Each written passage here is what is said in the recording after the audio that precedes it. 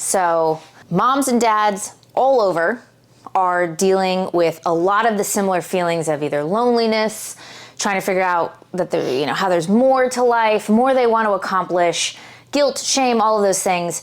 But as I sit here with my brother at Social Media Marketing World, we're also realizing that while we have some similar feelings, desires, wants, and guilts and shames, they're coming from a different perspective, especially from moms and dads and women and men. And so we're sitting here in the hotel room in between sessions to talk about it, because men and women are different. Men and women are different. They are different. And that's good and interesting and confusing and frustrating. Yeah.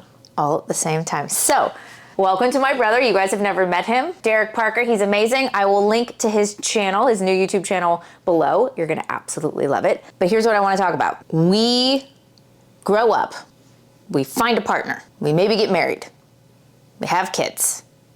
We wake up one day and we go, is this it?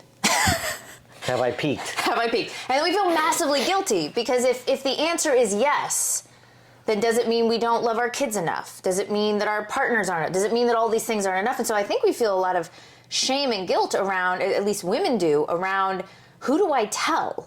Who do I tell? And I think this rise of creators online, we think it's because there's all these ways to make money. But what I am finding from moms is that is a yearning to figure out how there can be more in your life. And creating online content feels like a way to do more or be more. I think it's a similar feeling with a lot of men, where a lot, we were sort of brought up with this idea that you provide for the family, you go, you get a job, you learn a trade, or you go to school or whatever, and then you go out into the world and you get this job, and if you work hard and you just that you'll arrive somewhere. And I think that was an amorphous idea, that you would get to the end of that and be happy. And maybe some people are, but I think a lot of people are, or it's not that they're necessarily unhappy, but they get to the end and then they're surprised that they feel like they still want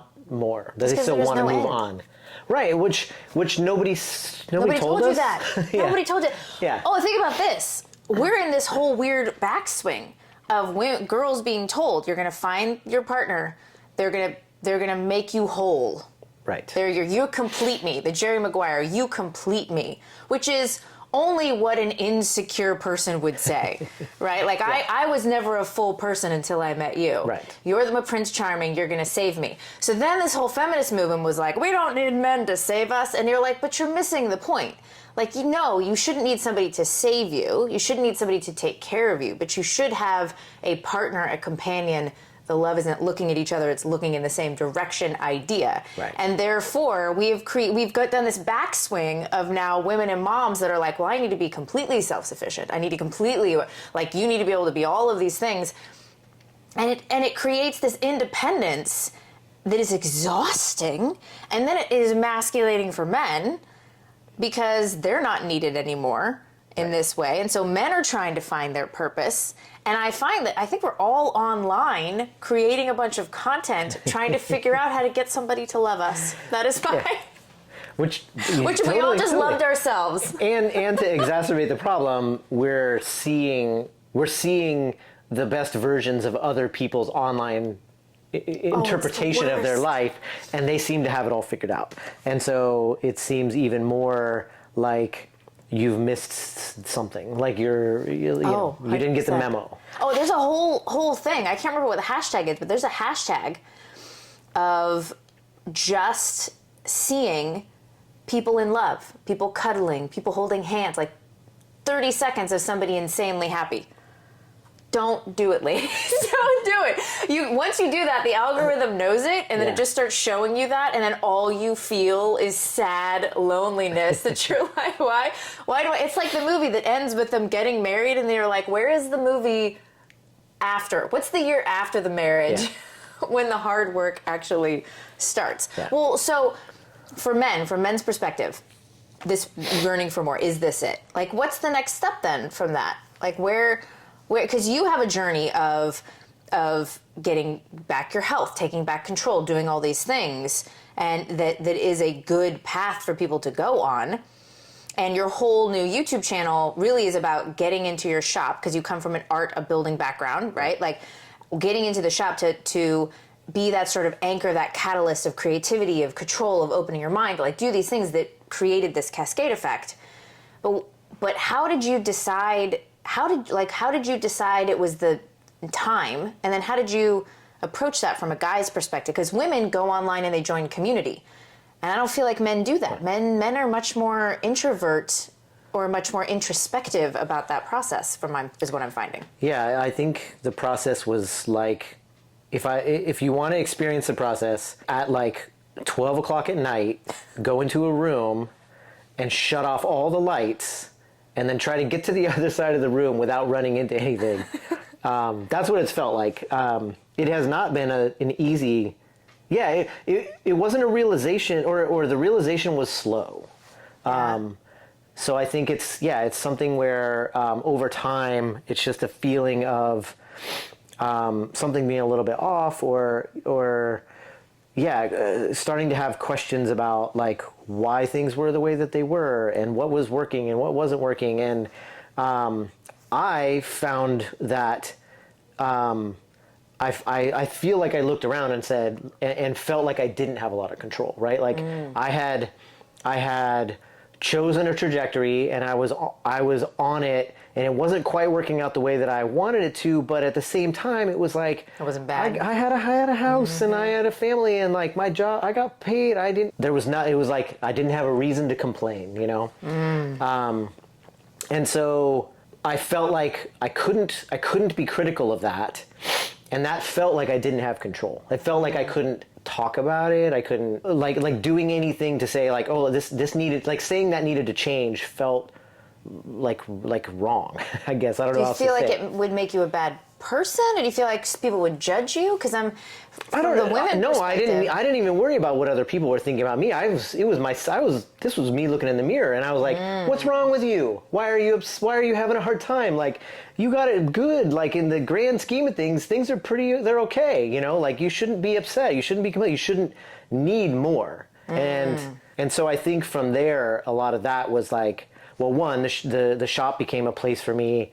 I could always go there and like immerse myself in a project, and my brain would be quiet. And I think from that process of being able to have that control of a very discrete amount of thing in my life, that started to peel off into this idea of like, I was like, yeah, I'm about 30 pounds overweight. I need to do something about that.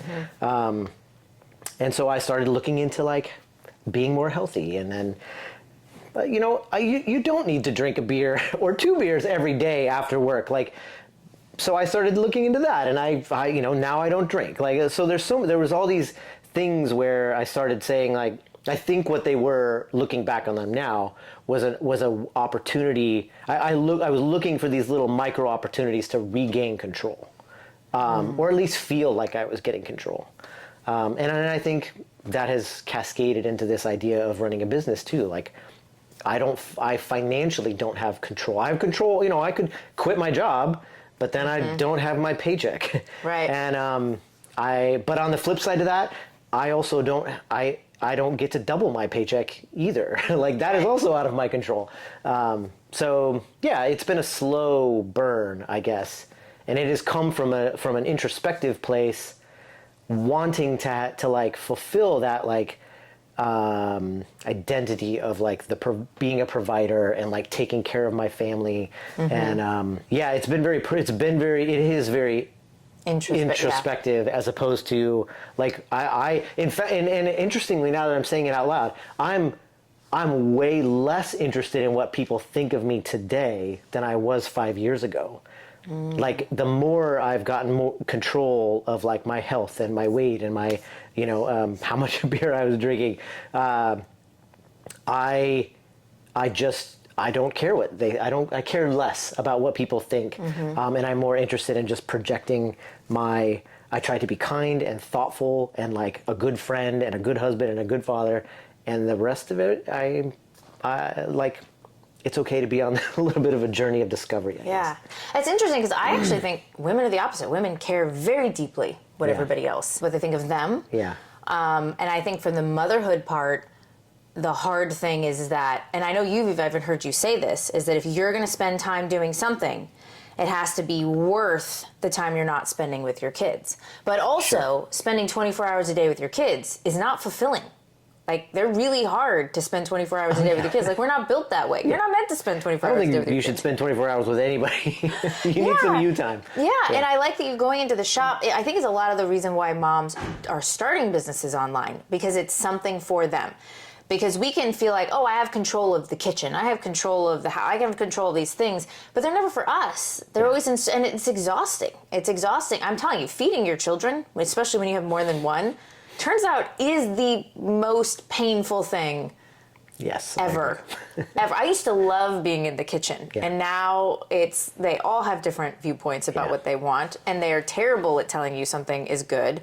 They constantly want to try new things that you spend a ton of money on, and then they never like them. Right. It's like, but I do think women are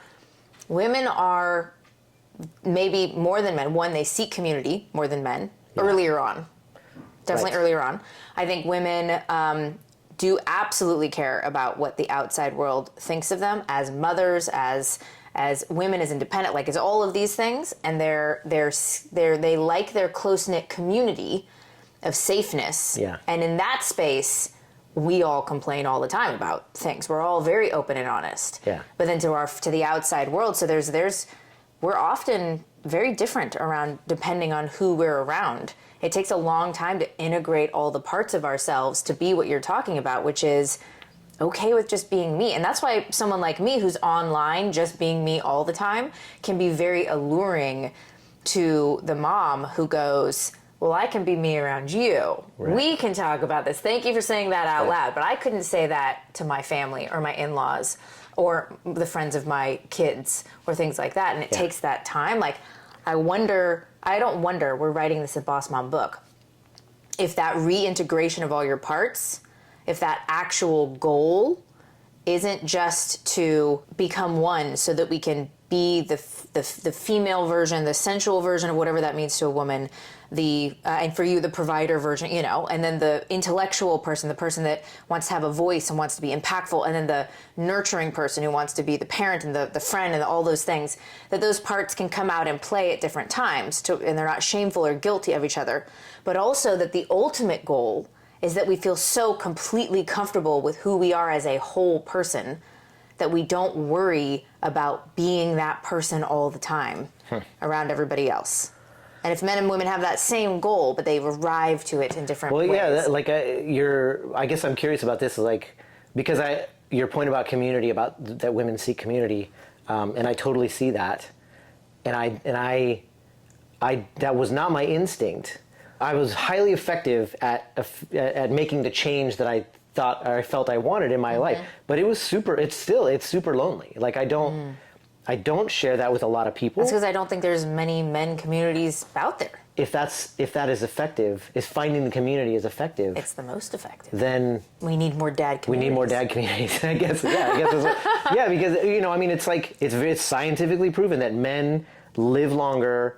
People live longer, but men especially live longer when they have strong social networks. Yeah, but they're not taught to be that way. Men are not taught to allow their emotions to come out, to need other people, to do those things. Like, you're supposed to be the strong rock. It's no wonder way more men. Like, otherwise the joke is like, you need blank, like you need more moms on Facebook, right? Yeah. Because moms are always there. Like, we are community. We are the ones out charitable. We are the ones that, volunteering at school. That's how we're built. Like, being there for people is how we're built. We're there so much for people, we forget ourselves. Men are taught to be stoic, keep it in, be the man. Yeah. And so, I wonder if there aren't as many men communities because none of the men show up. Yeah, like I miss out on the community, but it makes me really focused. Like, I don't need somebody else's permission to do it, or not permission, but like I don't need to seek approval for something. I can try it and see it and fail or whatever. But at the same time, I also get no validation and no feedback. Mm-hmm. But at the same time, it's like, yeah, if you have this community and they're constantly telling you, you're great and everything's fine, and you know, then you don't ever have the internal motivation. drive, Yeah, like because you're like, oh, well, okay, well, I hear I'm good. So then you don't have that like internal push, I guess. I don't know. I think it would depend on what community you're in. Also true. Yeah. Yeah, and goal setting. Isn't that how we all are, though? I mean, we've been at this event for the last couple days. I've been in business for a decade. Yeah. You're just kind of getting started in your first year. And I'm still having aha moments. Yeah. And you're going through this messaging and trying to figure out what you care about, who you care about. I'm honing in on these things. And we're all both still going, what platform should I really be caring Right. about? And is this a new one? It's like, so I don't know that any of that growing changes. And even, I will tell you, I've been in this for a decade, and I'm friends with everybody who's speaking on stage and have been for years. Yeah. And half of them have shifted their business in huge ways. Half of them have shut things down, burnt things to the ground, started things over here, made huge shifts, started a whole new channel, started a podcast that nobody did. Pat Flynn's like, I'm going to do Pokemon. Like, everybody's popping up and doing these things. So it's like, you think you're just getting started and you don't have the answers. Right. I remember being in a mastermind, and my executive assistant was with me because we were doing this work in person, and I got on this kind of mastermind that I'm in, and it's all businesses that were, I would say, at least $500,000 businesses and up.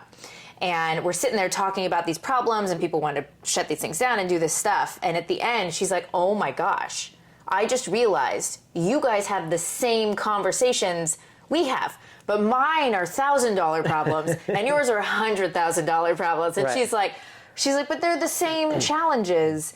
And so, yeah, I think the community part, the loneliness part, the feeling like you're constantly trying to figure out what are you supposed to do and is it the right thing part, like those things are everybody.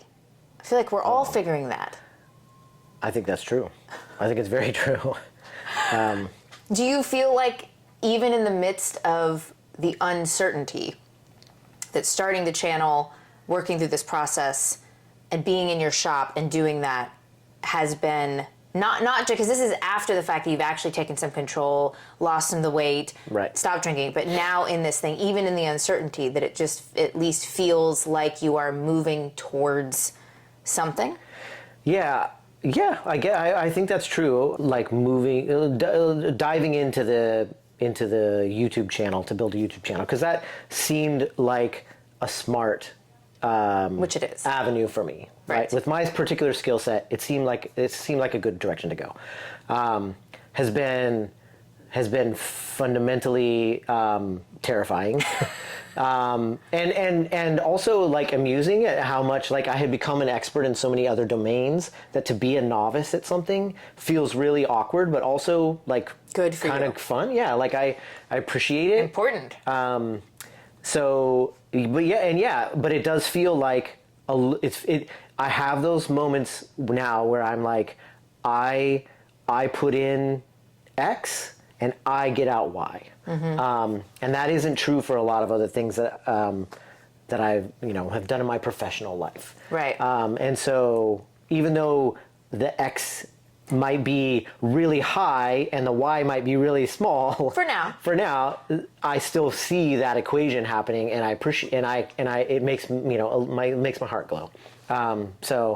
So I do, yeah. I think it's been a really good. It's been a good exercise, and hopefully transitions into something. Well, here's the one other thing too, and I think we can finish on, because I'm also in a point of leveling up BossMom into this whole new thing to become a household name. Right. It's always been a coaching business. We shut all that down. BossMom is now, in the next 5 years, I'm calling it out here on social media, on YouTube, on wherever you are in the podcast, that within the next 5 years, BossMom will be on the lips of every mom, you know, that is my goal.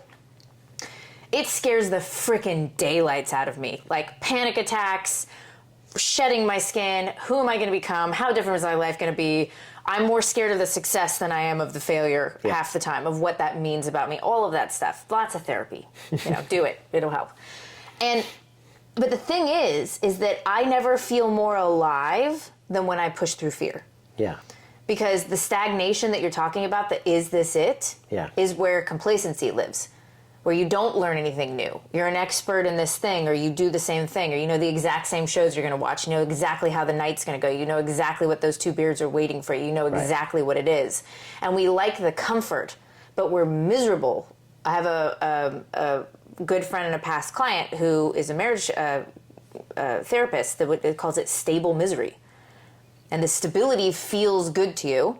Yeah. But a lot of times what we'll find is the catalyst is the parent dying, a divorce happening, someone getting sick, something happening, a big move, losing a job. And that catalyst disrupts the comfortability and then forces you to move in through fear into the next stage of your life. And freaking amazing things happen. Yeah. And it's that fear. It's like we all are like, oh, there's this uncertainty. It's horrible. It's all of these things. But it creates a feeling of like, survival and getting it done and making it happen. And on the other side of that, on the other side of the desert, is the oasis. So that's what I think it is. So it's like everybody needs to attack the fear. And the community part is what just makes you not give up. Because I think if you don't have community, the loneliness takes over, and your brain and the parts of you that are like, don't do that. That's scary and you're going to fail. Right. And failure is terrible. Like, go back to where it's comfortable, will take over. And it's like you have to have outside, even if it's a couple or the big community or whatever you need. Yeah. It has to be somebody that believes in you or is going through the same thing so that you don't give up. Yeah. Yeah, I do. I agree. And I wish there was, I wish that there was more outlets like that for men. I wish that, you know, I think we're good at kind of standing on our own 2 feet. Mm-hmm. But I've absolutely had the moments where I'm like, this is stupid. I should just stop. And it's honestly just an act of sheer will to be like, I'm not prepared to give up. And I will say that over time, as I've become more comfortable in my own skin, I have been able to get some of that community, some friends and family, and obviously you've been helping me a lot with this. And I think that has been, it really does. It makes a big difference, like having that community around. I know. Our weekly calls are amazing. Yes. And you're here at Social Media Marketing World, so you can get also more, so that I am not your own. Right. Because you also need other men and other people in the building space. Yeah. So, okay, this has been amazing. I love it. So everybody go subscribe to his channel. We'll have the links below. If you're listening to this, either hop over to YouTube, or the channel is named Derek Parker Makes Things. Derek Parker Makes Things. So this has been the BossMom podcast, the BossMom show, depending on where you're watching this. Thanks for hanging out with us, and we're going to go get food and party. It's a good plan. You can record on your phone from your watch. It's totally awesome. What? I don't really do watches, but does that mean we're recording? We're recording. Oh, okay.